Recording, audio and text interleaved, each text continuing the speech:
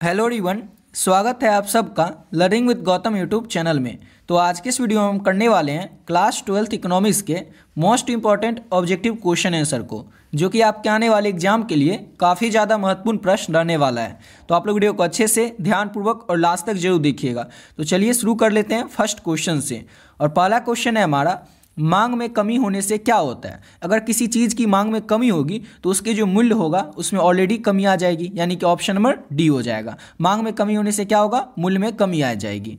अगला क्वेश्चन है हमारा, मुद्रास्फीति दर किससे मापी जाती है। तो मुद्रास्फीति दर जो है इसको उपभोक्ता मूल्य सूचांक से मापा जाता है। किससे मापा जाता है मुद्रास्फीति दर को, तो उपभोक्ता मूल्य सूचांक से मुद्रास्फीति दर को मापा जाता है। ऑप्शन नंबर बी हो जाएगा। अगला क्वेश्चन है, राष्ट्रीय आय की गणना में कौन शामिल नहीं होता है। चार ऑप्शन दिया हुआ है और इसमें से आपसे पूछा जा रहा है राष्ट्रीय आय की गणना में कौन शामिल नहीं होता है। तो पूंजीगत व्यय जो है ये राष्ट्रीय आय की गणना में शामिल नहीं होता है। ऑप्शन नंबर बी हो जाएगा। अगला क्वेश्चन है, किसी देश की अर्थव्यवस्था में असंतुलन को ठीक कराने के लिए किस नीति का उपयोग किया जाता है। तो किसी देश की अर्थव्यवस्था में असंतुलन को ठीक करने के लिए राजकोषीय नीति का उपयोग किया जाता है। किस नीति का, तो राजकोषीय नीति का। ऑप्शन नंबर सी हो जाएगा। अगला क्वेश्चन है, मुद्रास्फीति के समय मुद्रा की क्रय शक्ति में क्या होता है। जिस समय मुद्रा स्फीति होता है उस समय मुद्रा की जो क्रय शक्ति होती है उस क्रय शक्ति में क्या होती है, तो कमी आ जाती है। ऑप्शन नंबर इसका बी हो जाएगा। याद रखिएगा, इंपॉर्टेंट क्वेश्चन है कि मुद्रास्फीति के समय मुद्रा की क्रय शक्ति में क्या हो जाता है, तो कमी आ जाती है।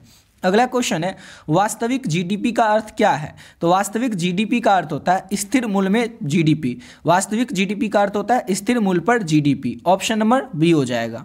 अगला क्वेश्चन है हमारा, केन्स के अनुसार पूर्ण रोजगार प्राप्त करने के लिए किस पर जोर देना चाहिए। तो केन्स के अनुसार पूर्ण रोजगार प्राप्त करने के लिए सरकारी निवेश पर जोर देना चाहिए, यानी कि ऑप्शन नंबर ए हो जाएगा। याद रखिएगा, केन्स के अनुसार पूर्ण रोजगार प्राप्त करने के लिए सरकारी निवेश पर जोर देना चाहिए। अगला क्वेश्चन है, व्यापार चक्र के उतार चढ़ाव के प्रमुख कारण क्या हैं। तो व्यापार चक्र के उतार चढ़ाव के प्रमुख कारण है मांग और आपूर्ति में परिवर्तन। ऑप्शन नंबर बी हो जाएगा। याद रखिएगा, व्यापार चक्र जो है ना इसका आखिर उतार और चढ़ाव होता है। इसका मेन कारण क्या है, इसका मेन रीजन क्या है, तो मांग की आपूर्ति में परिवर्तन। ऑप्शन नंबर बी हो जाएगा। अगला क्वेश्चन है, केन्स का सिद्धांत किस पर आधारित है। केन्स का जो सिद्धांत है ये किस पर आधारित है, तो मांग पर आधारित है केन्स का सिद्धांत। ऑप्शन नंबर ए हो जाएगा। अगला क्वेश्चन है, समष्टि अर्थशास्त्र में कुल आपूर्ति का क्या अर्थ होता है। तो समष्टि अर्थशास्त्र में कुल आपूर्ति का अर्थ होता है कुल उत्पादन। क्या होता है, तो समष्टि अर्थशास्त्र में कुल आपूर्ति का अर्थ होता है कुल उत्पादन। ऑप्शन नंबर ए हो जाएगा। अगला क्वेश्चन है, यदि देश में निर्यात बढ़ता है तो इसका जीडीपी पर क्या प्रभाव पड़ेगा। तो यदि देश में निर्यात बढ़ेगा तो इसका जीडीपी पर यह प्रभाव पड़ेगा कि जीडीपी हमेशा बढ़ेगा। अगर निर्यात बढ़ेगा तो जीडीपी तो ऑलरेडी बढ़ेगा ही ना, यानी कि ऑप्शन नंबर ए हो जाएगा, जीडीपी बढ़ेगा। अगला क्वेश्चन है हमारा, किसी अर्थव्यवस्था में कुल मांग और कुल आपूर्ति के बीच संतुलन की स्थिति को क्या कहते हैं। तो किसी भी अर्थव्यवस्था में कुल मांग और कुल आपूर्ति के बीच संतुलन की जो स्थिति होती है उसे आर्थिक संतुलन कहते हैं। क्या कहते हैं, तो आर्थिक संतुलन। किसी भी अर्थव्यवस्था में ना कुल मांग और कुल आपूर्ति के बीच का जो संतुलन का स्थिति होगा उसे आर्थिक संतुलन कहेंगे। अगला क्वेश्चन है, केन्स के अनुसार अस्फीति का मुख्य कारण क्या है। किसके अनुसार, तो यहाँ पर बताना है केन्स के अनुसार अस्फीति का मुख्य कारण क्या होता है कि मांग में कमी आ जाती है, इससे अस्फीति आ जाता है। ऑप्शन नंबर ए हो जाएगा। अगला क्वेश्चन है हमारा, व्यापार चक्र का चढ़ाव किसे कहते हैं। तो व्यापार चक्र का जो चढ़ाव है वो उछाल को कहते हैं। किसको कहते हैं व्यापार चक्र का चढ़ाव, तो उछाल को। ऑप्शन नंबर बी हो जाएगा। और अगला क्वेश्चन करने से पहले आपको बताना चाहेंगे कि अगर अभी तक आप लोग इकोनॉमिक्स के मोस्ट इंपॉर्टेंट क्वेश्चन का जो गेस क्वेश्चन का पीडीएफ है नहीं लिए आप लोग, तो कैसे इसको ले सकते हैं। ऑलरेडी बहुत सारे बच्चे इस पीडीएफ को ले चुके हैं, तो जो भी बच्चे पहले से इस पीडीएफ को ले लिए वीडियो को थोड़ा स्किप करके आप लोग अगले क्वेश्चन से देख लीजिएगा। जो लोग अभी तक इस पीडीएफ को नहीं लिए इंपॉर्टेंट गेस क्वेश्चन के पीडीएफ को, जो कि आपके एग्जाम के लिए काफी ज्यादा महत्वपूर्ण प्रश्न रहने वाला है, तो आप लोग कैसे ले सकते हैं आपको बता दें और इसमें आपको क्या क्या मिलेगा। इसमें आपको मिलेगा हर एक चैप्टर का, आपके इकोनॉमिक्स में जितने चैप्टर हैं हर एक चैप्टर का chapter wise important objective question और सब्जेक्टिव क्वेश्चन, जो कि आपके एग्जाम के लिए महत्वपूर्ण प्रश्न रहने वाला है, वही सारा प्रश्न जो है इस पीडीएफ में ऐड किया गया है। सब्जेक्टिव क्वेश्चन में आपको लघु उत्तरीय, दीर्घ उत्तरीय सभी प्रकार के प्रश्न देखने को मिल जाएगा। और इसके साथ साथ आपको मिलेगा पिछले 11 साल में इकोनॉमिक्स में जो भी प्रश्न आपके एग्जाम में पूछे जा चुके हैं सारा का सारा प्रश्न आप लोगों को एक ही पीडीएफ में आंसर के साथ मिल जाएगा। और इसमें जो ऑब्जेक्टिव और सब्जेक्टिव है इतना अगर अच्छे से कर लेते हैं तो आप लोगों के एग्जाम में अधिकतर प्रश्न आप लोगों को इसी पीडीएफ से देखने को मिल जाएगा।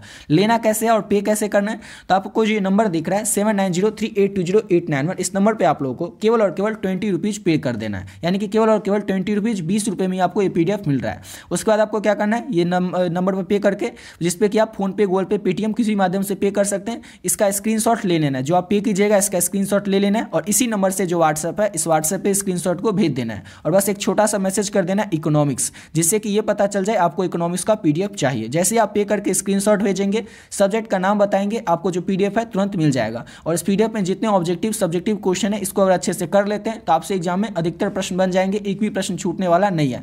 क्यों? क्योंकि एग्जाम में क्वेश्चन कहीं से भी आएगा तो बुक से ही, बुक के किसी चैप्टर से ही, और हर एक चैप्टर का जो भी इंपॉर्टेंट ऑब्जेक्टिव और सब्जेक्टिव क्वेश्चन है वो इस PDF में ऐड कर दिया गया है। यानी कि इसको कर लेते हैं तो आपसे एग्जाम में अधिकतर प्रश्न बन ही जाएंगे। तो जो भी बच्चे बचे हुए हैं अभी तक इस PDF को नहीं लिए तो आप लोग इसको जरूर ले लीजिएगा। अब आते हैं अपने अगले क्वेश्चन पे।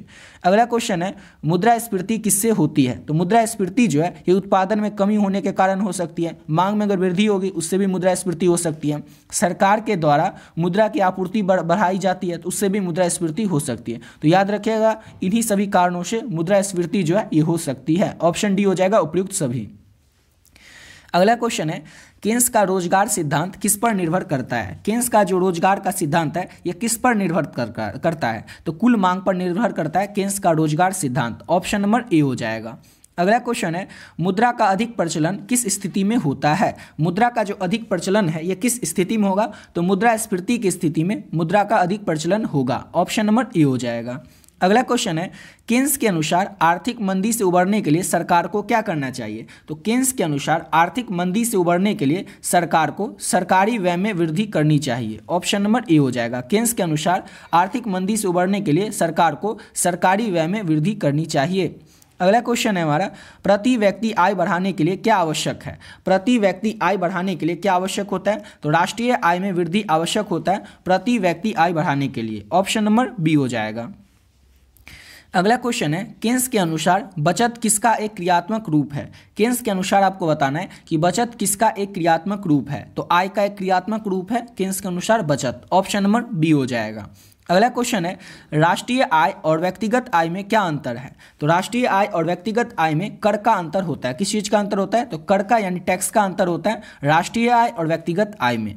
अगला क्वेश्चन है हमारा, बेरोजगारी की समस्याओं को हल करने के लिए कौन सी नीति उपयुक्त मानी जाती है? 4 नीति का नाम दिया हुआ और इसमें से आपसे पूछा जा रहा है कि बेरोजगारी की समस्याओं को हल करने के लिए किस नीति को उपयुक्त माना जाता है, अच्छा माना जाता है? तो राजकोषीय नीति को बेरोजगारी का समस्या हल करने के लिए उपयुक्त माना जाता है। ऑप्शन नंबर सी हो जाएगा। अगला क्वेश्चन है, मांग के घटक में कौन सा घटक शामिल नहीं होता है? तो मांग के घटक में बचत जो घटक होता है ये शामिल नहीं किया जाता है। ऑप्शन नंबर सी हो जाएगा। अगला क्वेश्चन है, प्रवृत्ति की वृद्धि दर किससे मापी जाती है? प्रवृत्ति की जो वृद्धि दर है ये किससे मापी जाती है? तो उपभोक्ता मूल्य सूचांक से। उपभोक्ता मूल्य सूचांक से प्रवृत्ति की वृद्धि दर मापी जाती है। ऑप्शन नंबर बी हो जाएगा। अगला क्वेश्चन है हमारा, केन्स के अनुसार संपूर्ण रोजगार का अर्थ क्या होता है? तो केन्स के अनुसार संपूर्ण रोजगार का अर्थ होता है आवांछित बेरोजगारी का समाप्त होना। आवांछित जो बेरोजगारी है, जो बेरोजगारी इसका समाप्त होना केन्स के अनुसार संपूर्ण रोजगार का अर्थ होता है। संपूर्ण रोजगार यानी कि पूर्ण रोजगार का अर्थ क्या होता है केन्स के अनुसार? तो याद रखिएगा, आवांछित बेरोजगारी का समाप्त होना। अगला क्वेश्चन है, यदि किसी अर्थव्यवस्था में कर घटा दिया जाए तो इसका क्या प्रभाव होगा? तो यदि किसी अर्थव्यवस्था में कर को घटा दिया जाता है तो इससे व्यय में वृद्धि होगी। किस चीज़ में वृद्धि होगी? तो व्यय में वृद्धि होगी यदि किसी अर्थव्यवस्था में कर को घटा दिया जाए तो। अगला क्वेश्चन है, अर्थव्यवस्था में स्थिरता के लिए मौद्रिक नीति का मुख्य उद्देश्य क्या होता है? तो अर्थव्यवस्था में स्थिरता के लिए मौद्रिक नीति का मुख्य उद्देश्य होता है मुद्रास्फीति पर नियंत्रण। अर्थव्यवस्था में स्थिरता के लिए मौद्रिक नीति का मुख्य उद्देश्य है मुद्रास्फीति पर नियंत्रण। अगला क्वेश्चन है, कुल आय की संरचना में निवेश का संबंध किससे है? तो कुल आय की संरचना में निवेश का जो संबंध है वो संचय से है। ऑप्शन नंबर ए हो जाएगा। अगला क्वेश्चन है, मांग और पूर्ति के आधार पर मूल्य का निर्धारण किस बाजार में होता है? मांग और पूर्ति के आधार पर मूल्य का जो निर्धारण है यह किस बाजार में होता है? तो ये पूर्ण प्रतिस्पर्धा बाजार में होता है मांग और आपूर्ति का मूल्य निर्धारण। ऑप्शन नंबर ए हो जाएगा। अगला क्वेश्चन है, किसी देश में बढ़ती बेरोजगारी का मुख्य कारण क्या हो सकता है? तो किसी भी देश में बढ़ती बेरोजगारी का मुख्य कारण हो सकता है उस देश में मांग की कमी। ऑप्शन नंबर बी हो जाएगा। किसी भी देश में बढ़ती बेरोजगारी का मुख्य कारण हो सकता है मांग में कमी। अगला क्वेश्चन है कुल व्यय में कौन सा घटक शामिल नहीं होता है। तो कर संग्रहण का जो घटक होता है, कर संग्रह करना यानी कि टैक्स कलेक्ट करने का जो घटक होता है ये शामिल नहीं किया जाता है कुल व्यय में यानी कि कुल खर्च में। अगला क्वेश्चन है हमारा पूंजी निर्माण का अर्थ क्या होता है। तो पूंजी निर्माण का अर्थ होता है पूंजी का संचय। पूंजी निर्माण का अर्थ क्या होता है, तो पूंजी का संचय। अगला क्वेश्चन है बेरोजगारी और मुद्रास्फीति के बीच संबंध बताने वाला वक्र कौन सा है। तो बेरोजगारी और मुद्रास्फीति के बीच संबंध बताने वाला जो वक्र है वो फिलिप्स वक्र है। कौन सा वक्र है, तो फिलिप्स वक्र है, बेरोजगारी और मुद्रास्फीति के बीच संबंध बनाने वाला वक्र। अगला क्वेश्चन है हमारा केन्स के अनुसार किस कारक का प्रभाव रोजगार पर पड़ता है। केन्स के अनुसार यहाँ पर बताना है कि किस कारक का प्रभाव रोजगार पर पड़ता है, तो कुल मांग का प्रभाव। ऑप्शन नंबर बी हो जाएगा। अगला क्वेश्चन है कुल आपूर्ति घटाने पर आर्थिक गतिविधि पर क्या प्रभाव पड़ता है। तो कुल आपूर्ति को घटाने पर आर्थिक जो गतिविधि होती है उसमें बेरोजगारी में वृद्धि होती है। ऑप्शन नंबर बी हो जाएगा। अगला क्वेश्चन है किसी देश की आर्थिक नीति में कटौती का मुख्य उद्देश्य क्या होता है। तो किसी भी देश की आर्थिक नीति में कटौती का मुख्य उद्देश्य होता है व्यय में कमी। ऑप्शन नंबर बी हो जाएगा, व्यय में कमी। अगला क्वेश्चन करते हैं और नेक्स्ट क्वेश्चन है किसी अर्थव्यवस्था में अस्थायी बेरोजगारी का कारण क्या होता है। तो किसी भी अर्थव्यवस्था में अस्थायी बेरोजगारी का मुख्य कारण होता है मौसमी प्रभाव। ऑप्शन नंबर इसका डी हो जाएगा। अगला क्वेश्चन है वास्तविक सकल घरेलू उत्पाद यानी कि जीडीपी का मापन किससे किया जाता है। मोस्ट इंपॉर्टेंट ये क्वेश्चन है कि वो जीडीपी का मापन जीडीपी को कैसे किया जाता है, जीडीपी को कैसे मापा जाता है। तो आधार वर्ष का मूल्य पर, आधार वर्ष के यानी कि एक वर्ष में जितना भी मूल्य होगा उसके आधार पर जीडीपी का मूल्यांकन किया जाता है, मापा जाता है। अगला क्वेश्चन है बचत की प्रवृत्ति बढ़ने से आर्थिक विकास पर क्या प्रभाव पड़ता है। तो बचत की प्रवृत्ति बढ़ने से आर्थिक विकास में निवेश में वृद्धि आती है। ऑप्शन नंबर डी हो जाएगा। अगला क्वेश्चन है केन्स के अनुसार कुल मांग घटकों में कौन शामिल नहीं है। चार ऑप्शन में से आपको बताना है केन्स के अनुसार कुल मांग घटकों में कौन शामिल नहीं है। तो बचत शामिल नहीं है, उपभोक्ता व्यय, सरकारी खर्च और निवेश, ये तीनों जो है ये शामिल है कुल मांग घटक में केन्स के अनुसार। लेकिन क्वेश्चन में है कि कौन शामिल नहीं है, तो बचत शामिल नहीं है। इसी के साथ वीडियो पे कंप्लीट करते हैं। आशा करता हूँ आप लोग को वीडियो अच्छा लगा होगा। मिलते हैं नेक्स्ट वीडियो में जिसमें कि और भी लघु उत्तरीय और दीर्घ उत्तरीय प्रश्न जो है इकोनॉमिक्स के उसको करेंगे। और ऊपर जो आपको पीडीएफ बताएं उस पीडीएफ को जितने क्वेश्चन है उसको लेकर के अच्छे से तैयार कर लेना है। उसमें से अधिकतर क्वेश्चन ही आपको एग्जाम में देखने को मिल जाएगा। तो मिलते हैं नेक्स्ट वीडियो में नए वीडियो के साथ।